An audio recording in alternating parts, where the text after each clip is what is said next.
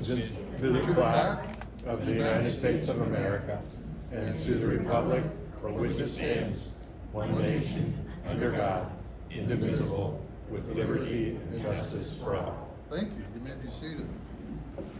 Our thought of the day, it's in the low 90s in Indianapolis. So yeah, low 90s in Indianapolis this week. A heat index around 100 degrees, which means the sidewalk could fry an egg. The dashboard of our car could bake cookies. And many of us have just about had enough of it already. Somewhere out there's a squirrel, probably in University Park, that's bemoaning the fact that it has to wear a fur coat in July. But here's the thing about Kiwanis members around the world. They don't let a little heat, or a lot of heat in this case, get in the way of showing up for their community. They show up to the pancake breakfast, even when the griddle makes the room feel like a sauna.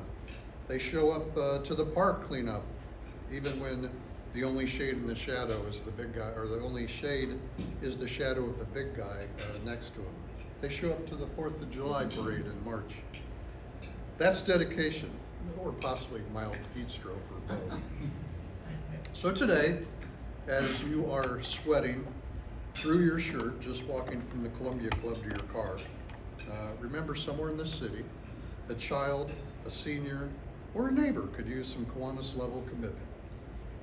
Heat wave and all, let's bring the same energy to serving Indianapolis that we bring to complaining about the weather.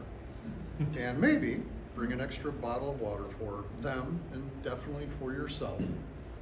Let's be the reason someone's day is a little cooler and a bit more tolerable today.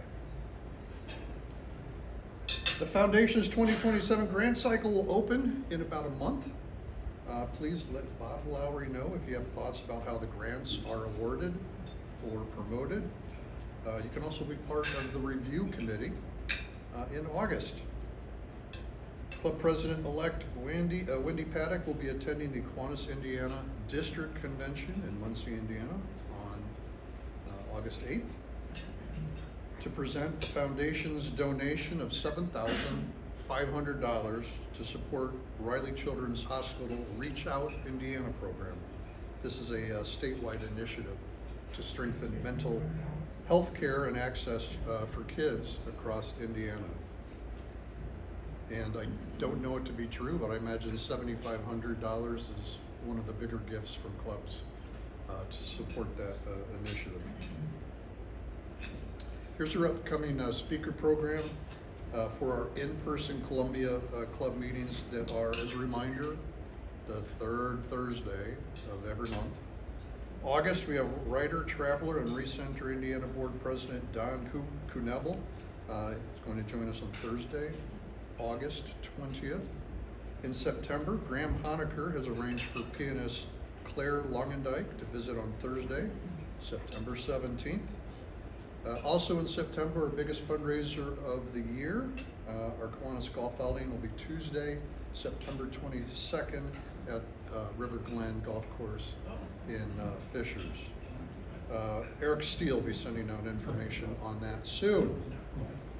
Cost for individuals is $125 per, or $400 for a foursome.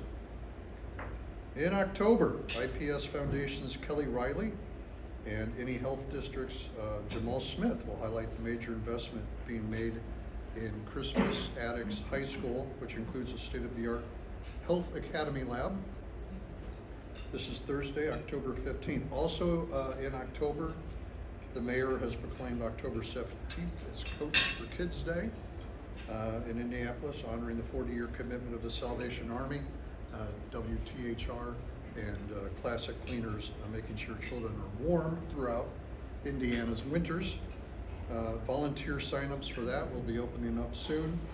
Speaking of the Salvation Army, close the year out later in the year.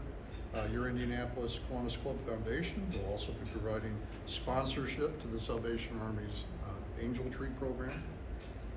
We'll once again be ringing the bells at the Red Kettles on Kroger on the north side, and we will support the Radiothon on Saturday, December 12th. So, a lot going on, many ways to engage with club meetings coming up. Again, in person at the Columbia Club is the third Thursday of every month. And then we have Zoom meetings on the second Thursday of every month. So August 13th, September 20th, and October 8th. Sandy Lynch, our Lieutenant Governor, come on up. I just woke Sandy up.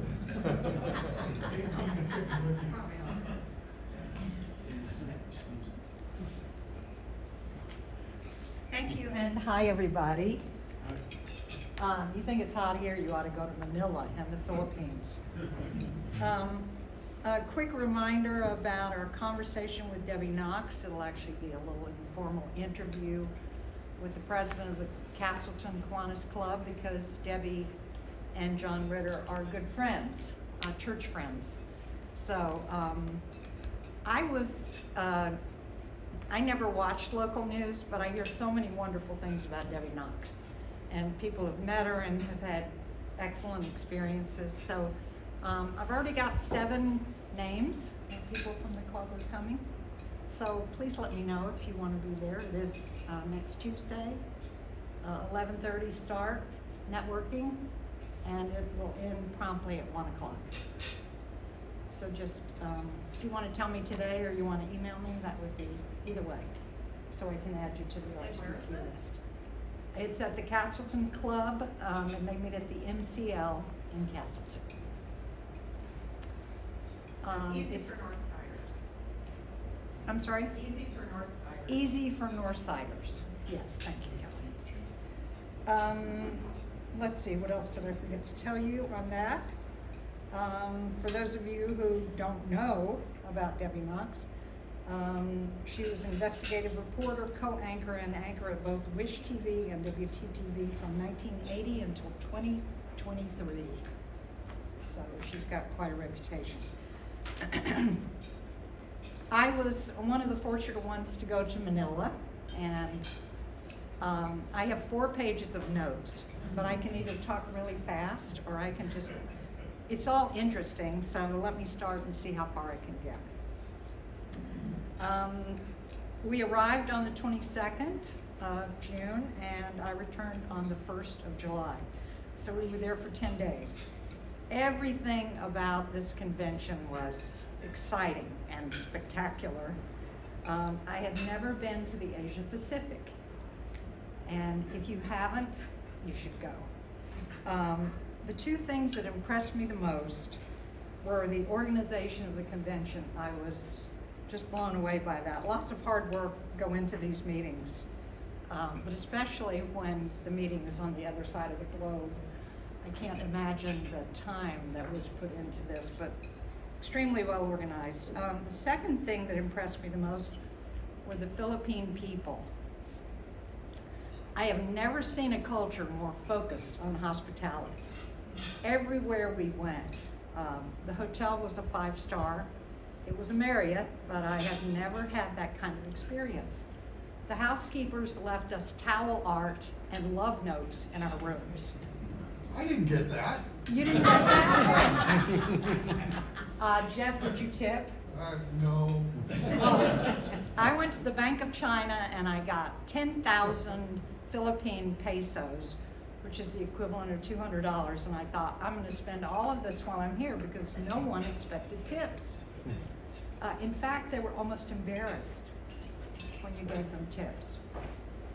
When I found out that there was no minimum wage in Manila and that people at the hotel made $10 a day, I was shocked. So I was even happier that I had my $200 or my 10,000 Philippine pesos. And so one of the things that I enjoyed the most was tipping. It's just unbelievably genuine, and we were told by everyone who we asked that it was cultural. That's how they're raised. They're raised to serve others. Isn't that neat? Mary Bulk and I were roommates. Now Mary is in Ireland right now. So I told her I was going to talk about her, and while we'd never spent more than a few hours together, she asked me if I'd like to be her roommate, and I said, sure. But you never know. If you don't really know someone, what is that going to be like? You're going to be in the same hotel room with somebody for 10 days. I have to tell you, this is so funny, and I told her I was gonna say this. It takes Mary 5 minutes to get ready, including a shower. Now, for those of you who know Mary, she has a military background. But I was so apologetic for the first few days because, you know, I take a half an hour, sometimes 45 minutes. But she was amazing, and she was such a good roommate. We had a really, really good time. We learned about Philippine history and enjoyed the beauty of Manila. We went to the Taal volcano Taal, which is at the top of a mountain, about an hour and a half south of Manila. And interesting little fact, the volcano erupted the day after Mary and I left. I don't know if it was our presence or, but it hadn't erupted since 2020, so it was interesting. The opening session was a keynote by Lei Wang. Has anybody here ever heard of Lei Wang? She was the first Asian woman to complete the Explorer's Grand Slam. I had never heard of that. But it entails climbing the highest peak on each continent, including Mount Everest, and reaching the North and South Poles. She's in her 30s. The keynote was, Jeff, I think you can vouch for this. It was one of the best and most inspiring keynote presentations I've ever heard. She's Chinese. You can look her up. It will impress you beyond comprehension. Educational sessions were, as always, not just interesting, but thought-provoking. Nowhere else can you get the breadth and depth of Kiwanis on an international scale without going to one of these conventions, because you feel like you're part of something a lot bigger than yourself and more powerful in our own community than this organization. It's also a great way to steal some of the best fundraising ideas in the world, from the US to the far reaches of the Asia Pacific and beyond. There are a lot of Kiwanians who are reaching millions of children in so many unique and creative ways. We attended breakfast and lunch every day.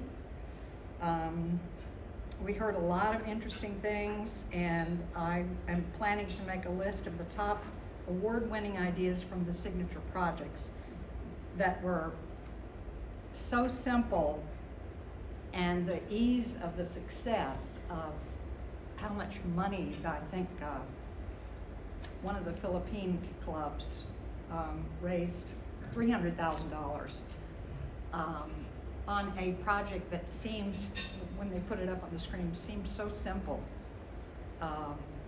that you know, I'd like to make a list of those. I took lots of pictures and share some of those signature project ideas.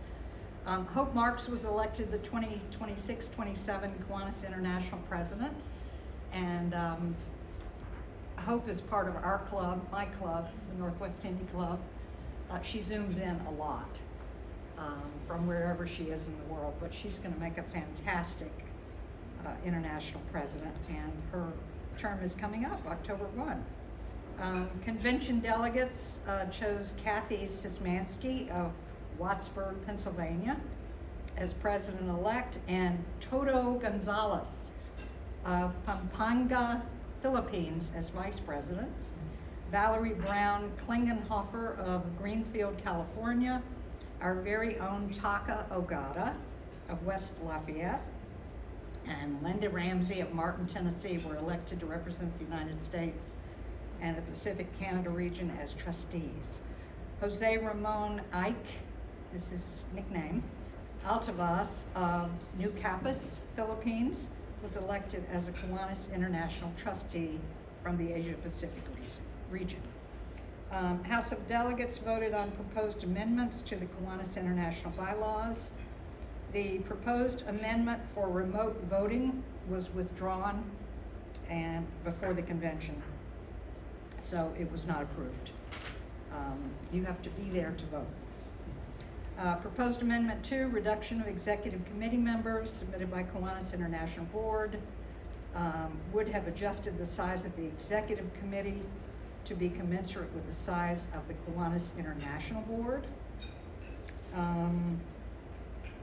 That was not approved, and there was a word change in Object 4. Somebody didn't like the word aggressive, so they submitted that it be changed to a softer word. That was also not approved.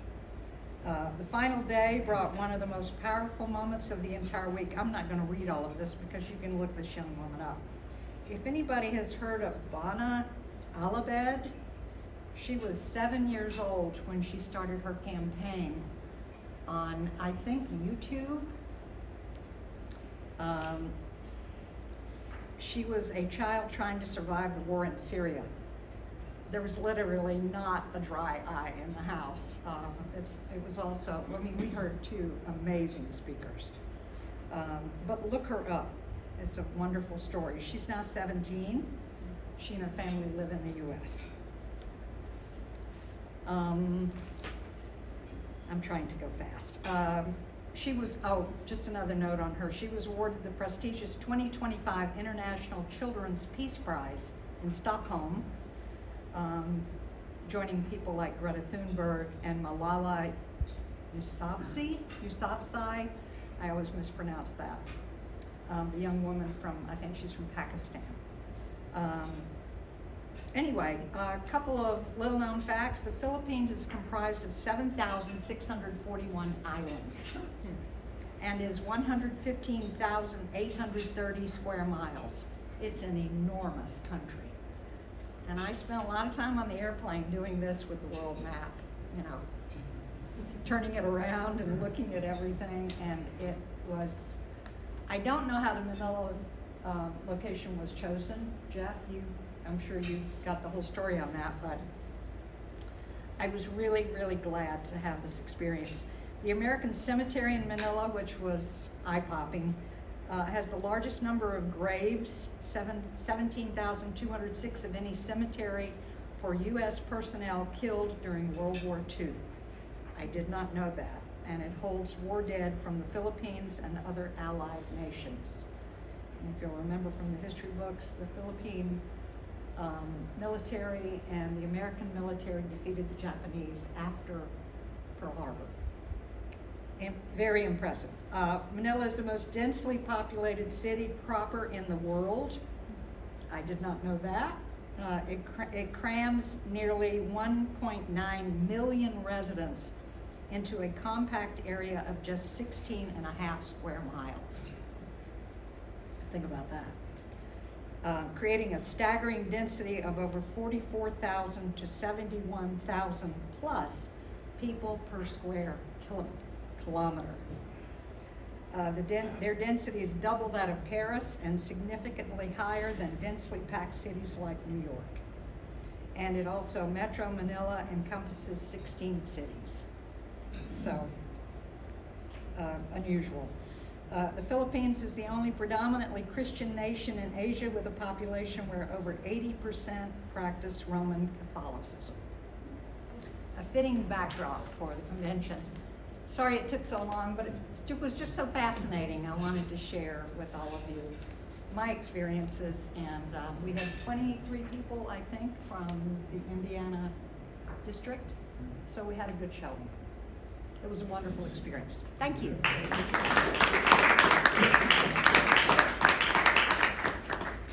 Thank you, Sandy. It's always interesting to see a perspective through an attendee's eyes. I never see it that way, because Laura's probably the same way when she's supporting conventions. You're just behind doing all the, dealing with all the fires, and I'm glad you enjoyed yourself. I appreciate the club supporting Mary being there. Roger and Laura, do you have any updates on SLP or? Well, we are starting the new service year coming up here with the start of the new school year. So that entails recruiting and driving membership again, training the officers to take over So that is all going well. We had in Key Club world, we had a great delegation at the International Convention in Dallas. Our Perry Meridian Key Club has the Indiana District Governor, and then our secretary and our webmaster are from Shortridge High School, and they brought people as well from Shortridge. So we did a good job sponsoring them, getting them able to go, and they greatly appreciate that. You'll see them probably in October for their fall break, when they'll come join us for a lunch together and tell us all about it. And so yeah, they had a great time. They attended a lot of workshops, learned a lot of things at that international convention in Dallas. I think that's about it. Business as usual.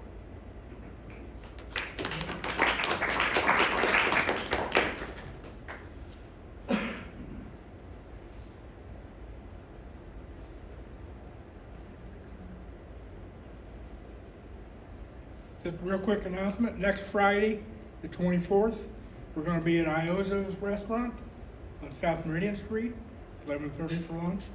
If you'd like to come and join us, please do. Best Italian food in town. Spaghetti or lasagna or whatever, pizza. Come and join us. I'll be putting a note out. Chuck?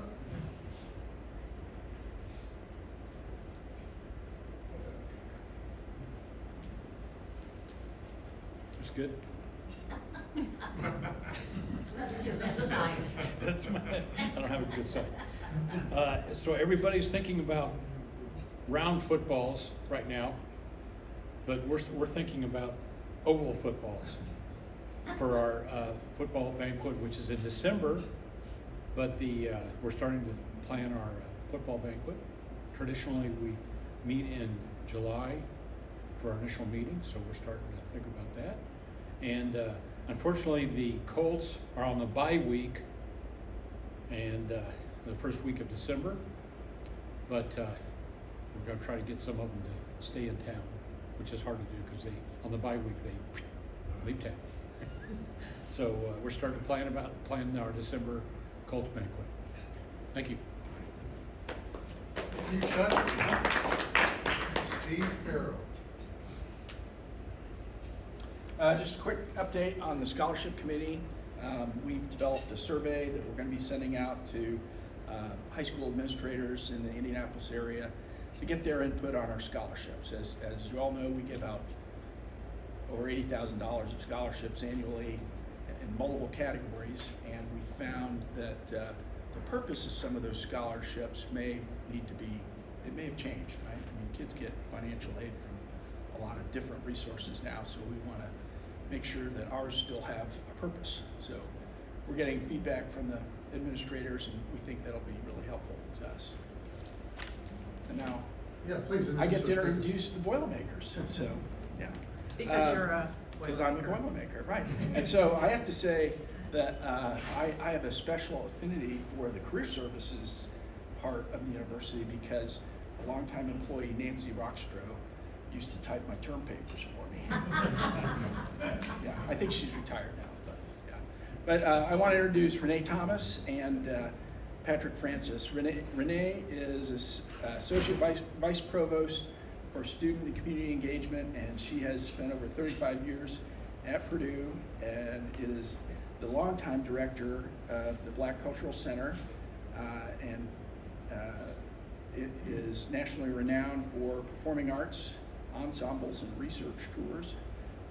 She has received many accolades, including YMCA Salute to Women Award, the 2007 Purdue Martin Luther King Jr. Dreamer Award, and the 2024 Indiana Civil Rights Commission's Achievement in Education Award. She graduated from the College of New Jersey and earned her master's degree in college student personnel from Ohio University.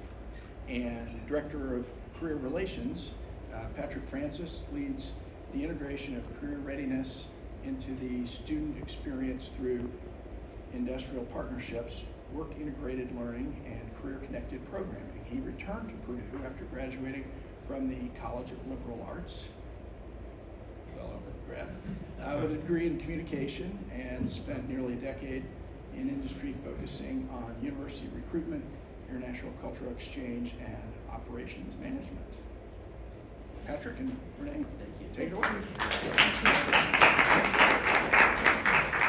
Good afternoon. I must say I'm delighted to be here, and I want to say thank you all for the important work that you're doing in the community, as well as it's refreshing to hear such commitment to community service and community engagement, so thank you.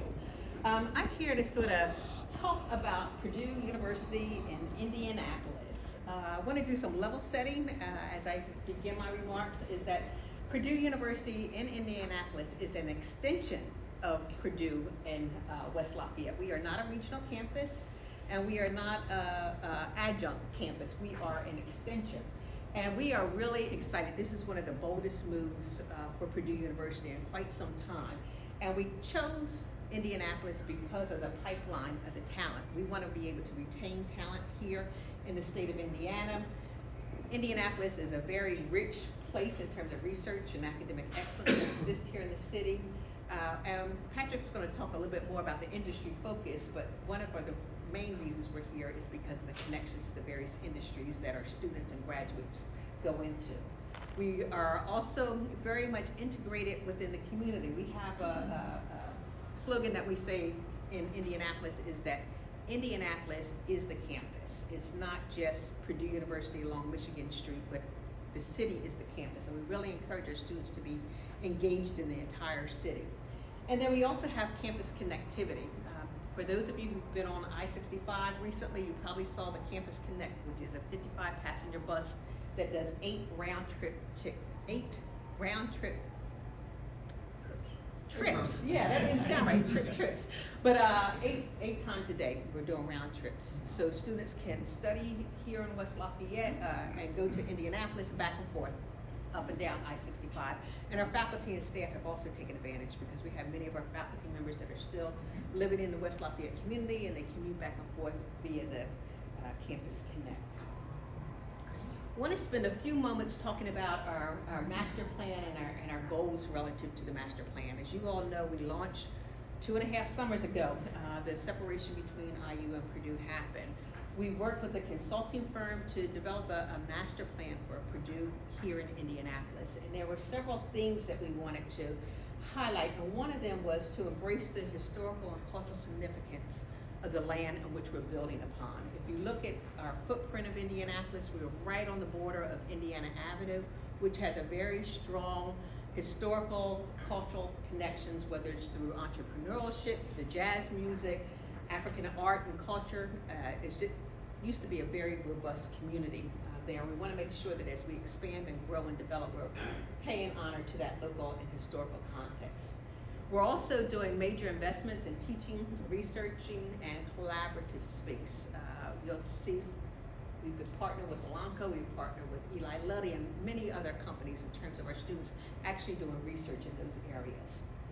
One of the things that we heard from our students early on was they wanted to have spaces in which they could meet socially as well as student organizations, those types of things. So we created some student life hubs on campus. One of those is what we call the Launch Pad, which is in the engineering building. We do cultural and social programming for our students out of that space.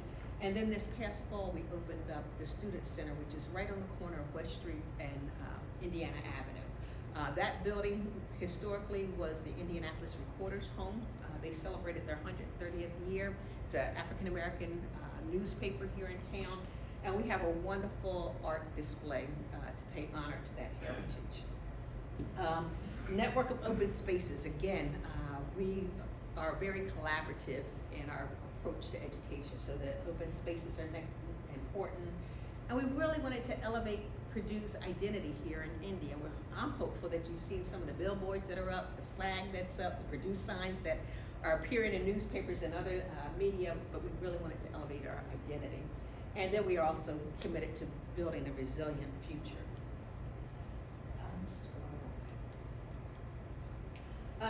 We've come up with a 50-year vision. It is a vision. It is not a master plan. It is not a build plan. I don't expect to be here 50 years from now whenever we have our 16 buildings on campus, but that's the long-term goal. 16 buildings on our footprint there in Indianapolis. We'll also have about 2.8 million square feet in terms of building space. And then our long-term goal is to have an enrollment of 15,000 students. And again, this is a long-term vision. So what are we doing now?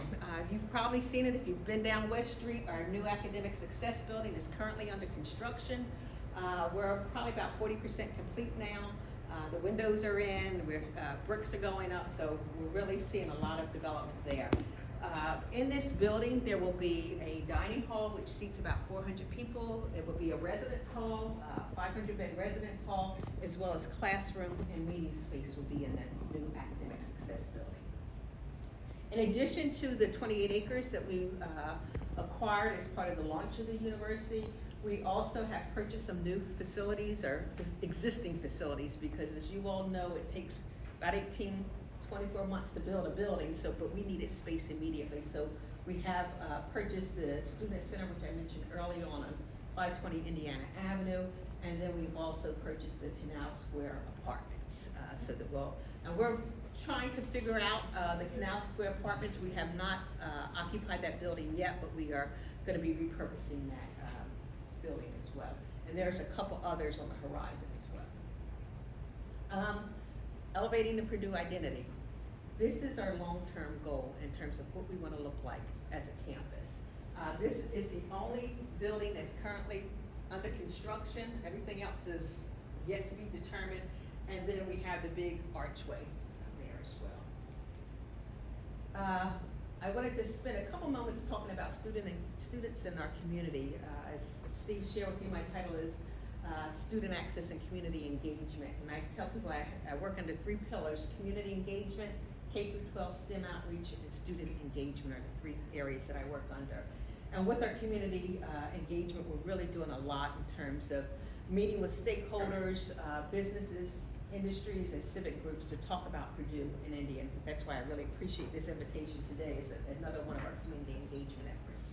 We're doing a lot in the K-12 space, as well as student engagement. An example of the K-12 space, we partner with 16 Tech. They have a really robust program called I Can Be That, in which they bring 200 to 400 students on campus at the 16 Tech area and do a marvelous programming. It really empowers the students to see themselves in higher education.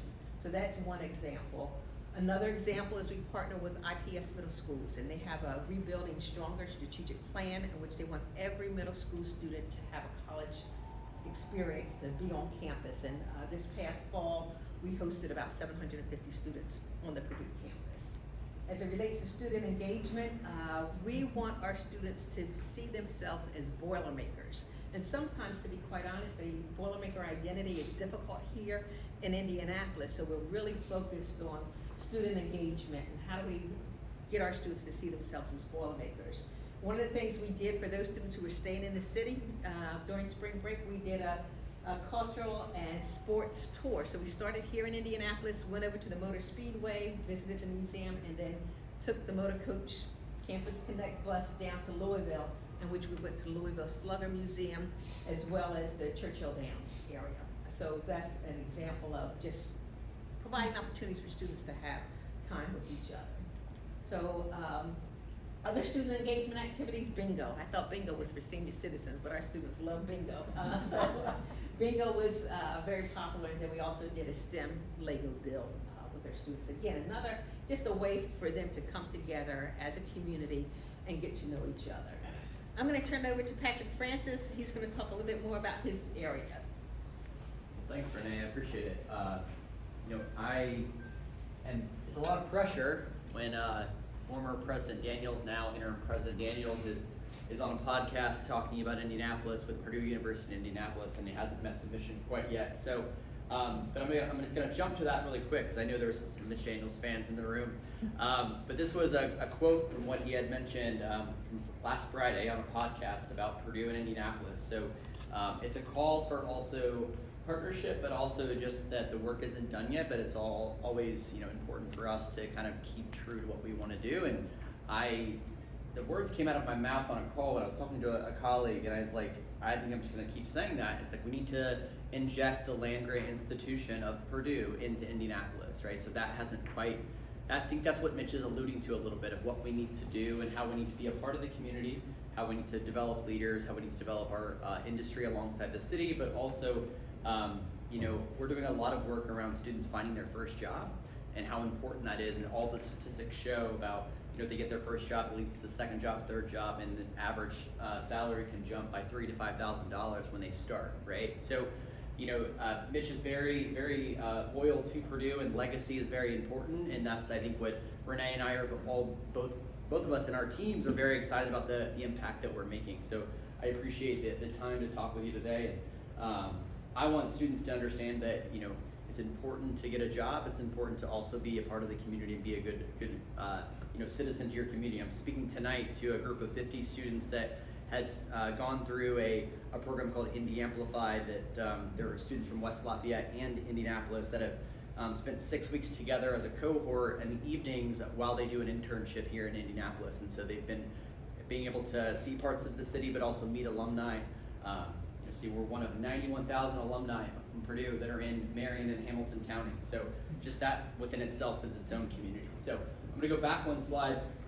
If you know, Renee had alluded to the count, right, of a 15,000 in the 50-year vision. So we're only about 2,600 students serving right now, right? So in West Lafayette, that number edges closer to 60,000.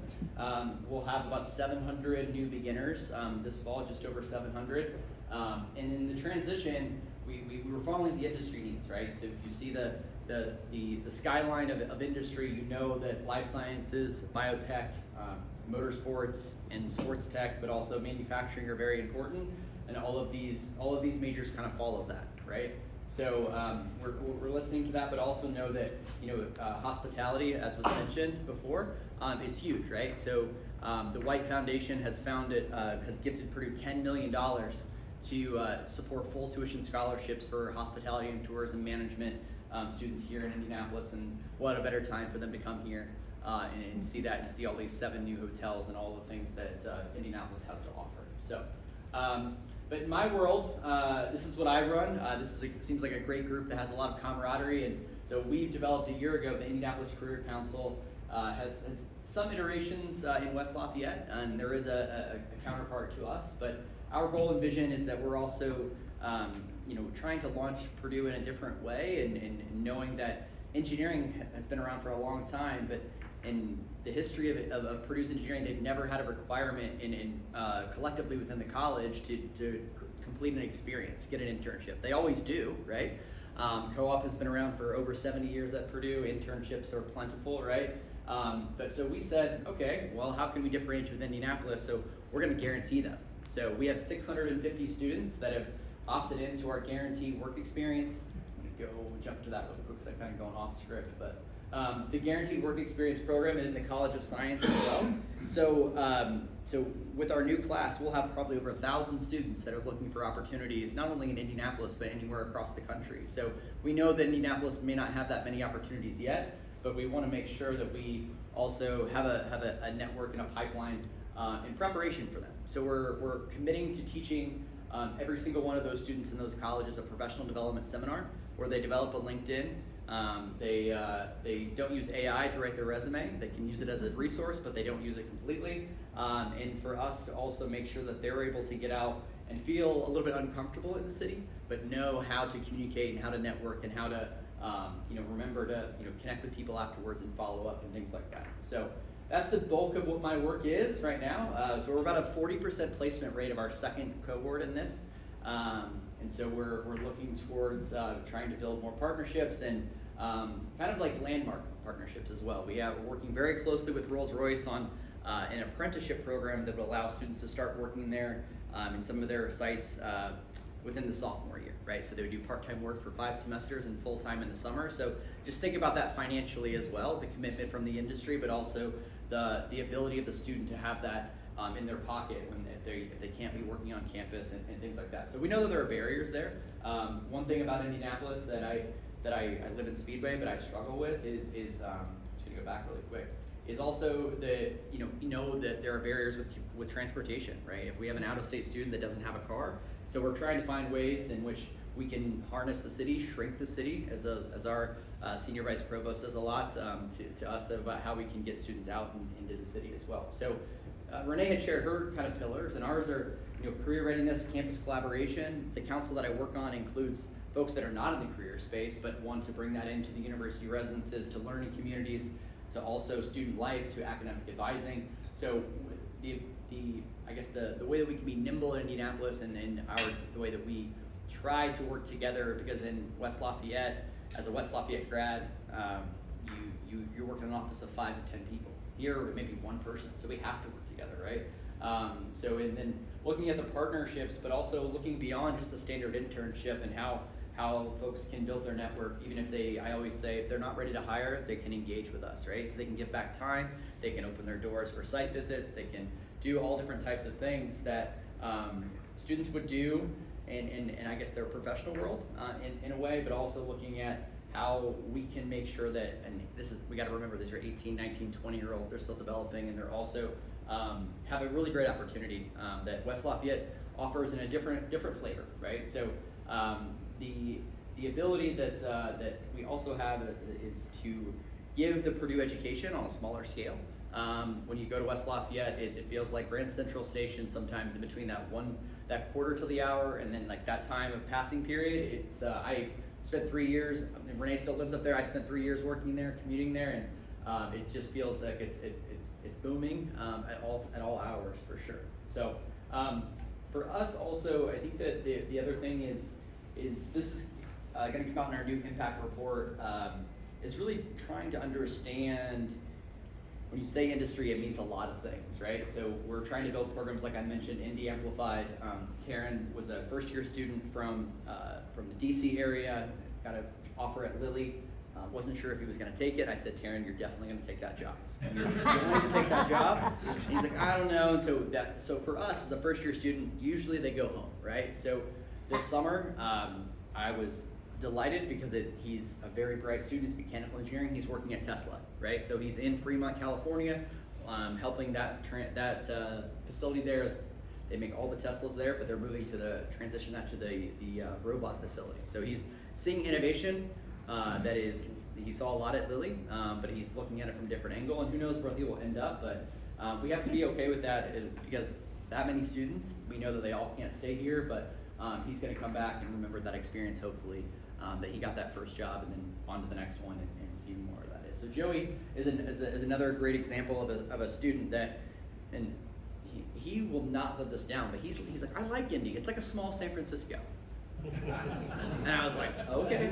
So Joey spent last summer, went back to, he's from the Bay, but he spent his summer in Austin with his girlfriend, and then this summer he's working at a local startup, and he is beloved by the Purdue-founded startup Glassboard that's on the west side, and he has had an experience where he's learned.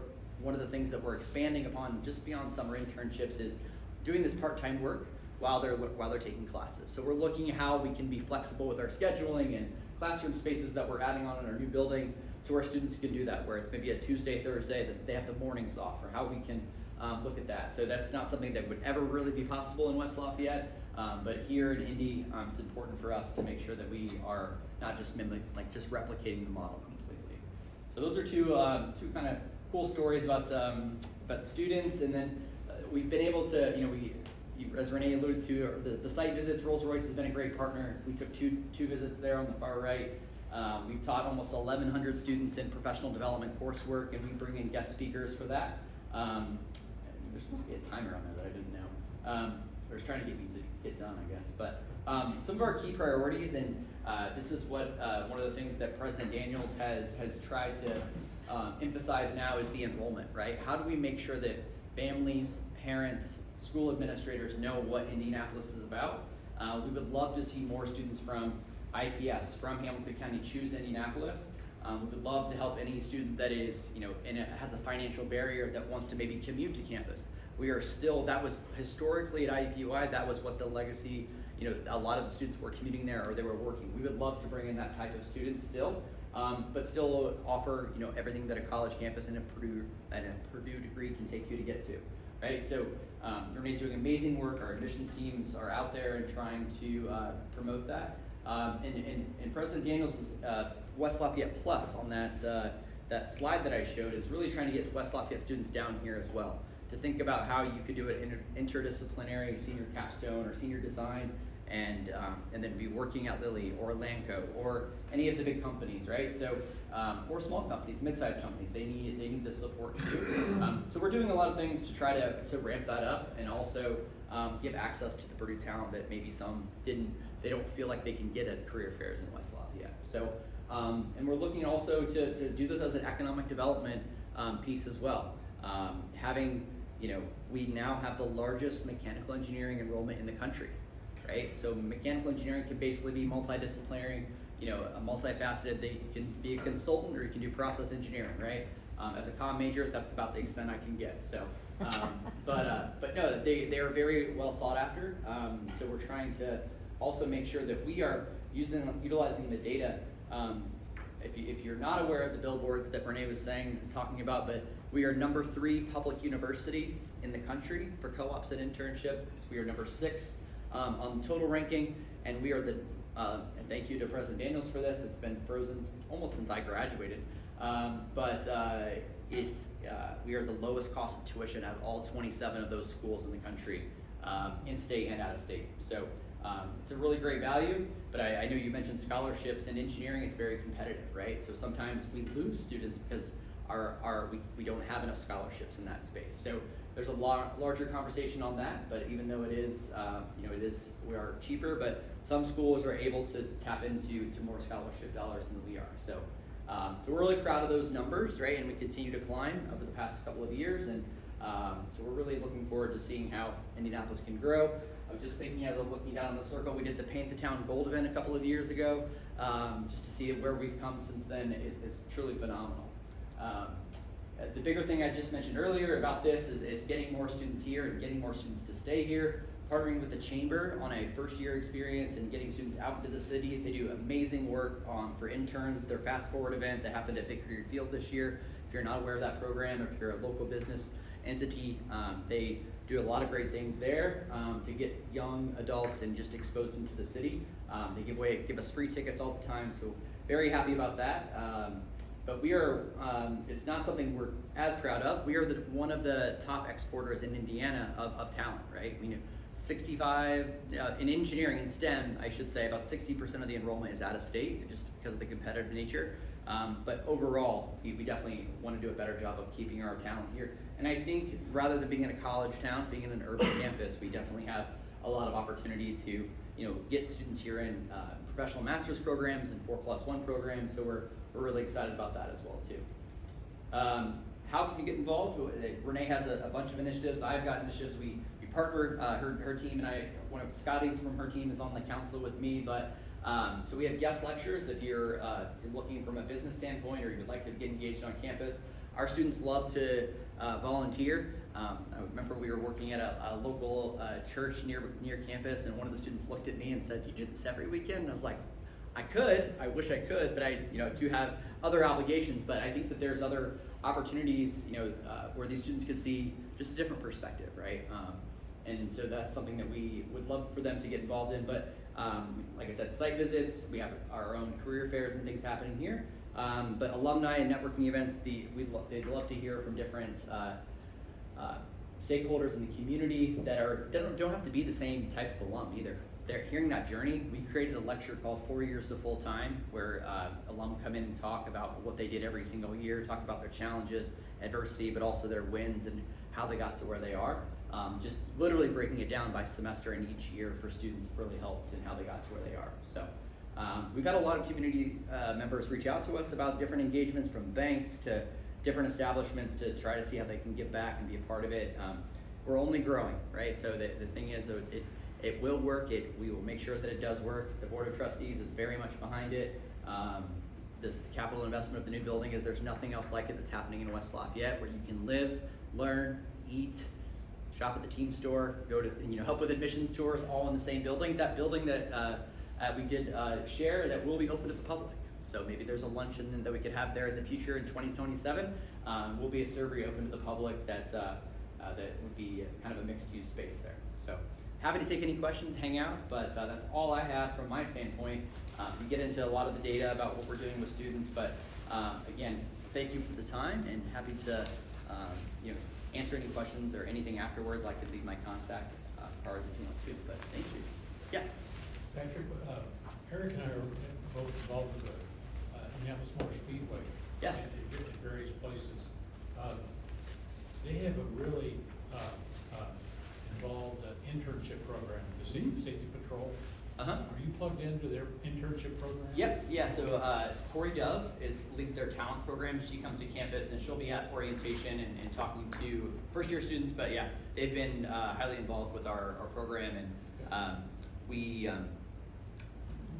are bringing in 217 motorsports engineering students out of that class in the first year. So we have a very strong interest, and we need more we need more teams and everything too, but to see that experience, yes, we've had multiple in all different facets of that, and they love it, right?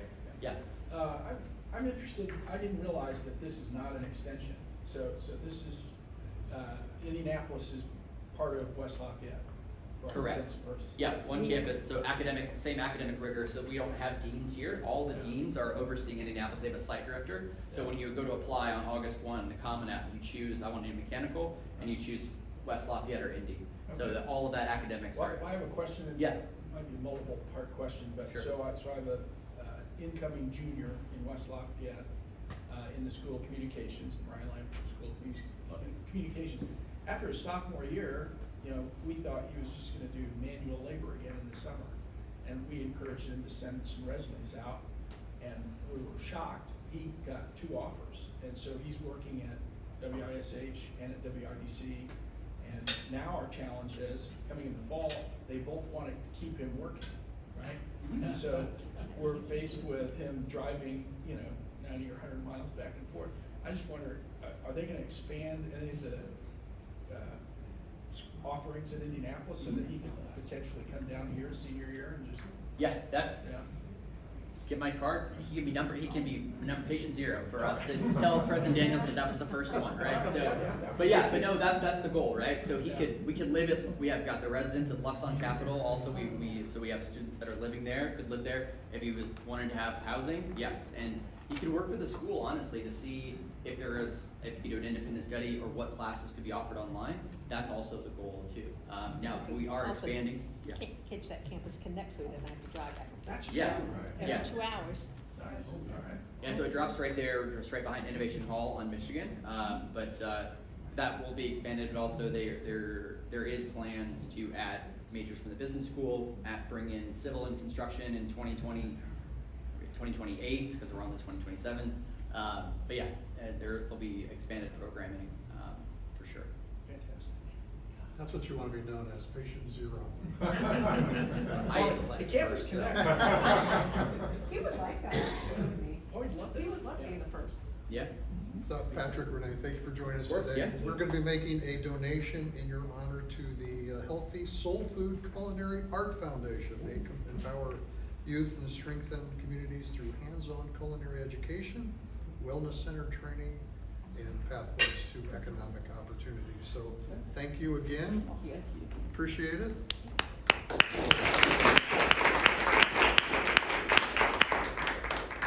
And thank you for coming out on a hot Thursday in July. It's July, that's how it's supposed to be, right? But do appreciate your participation, a good crowd. We will see you, it's still July. Will we see you on, no? You're not in your head. Is August the next meeting? Yes. Next meeting here, the 3rd Thursday in August. Well, third Thursday, we didn't know if we had one on Zoom in July. That's second. Who registered for the golf tournament already? I have Purdue golf balls for you. Anybody in here Uh-oh. registered for the golf tournament? Not registered yet. Who's a golfer? We will. There you go. We hadn't heard the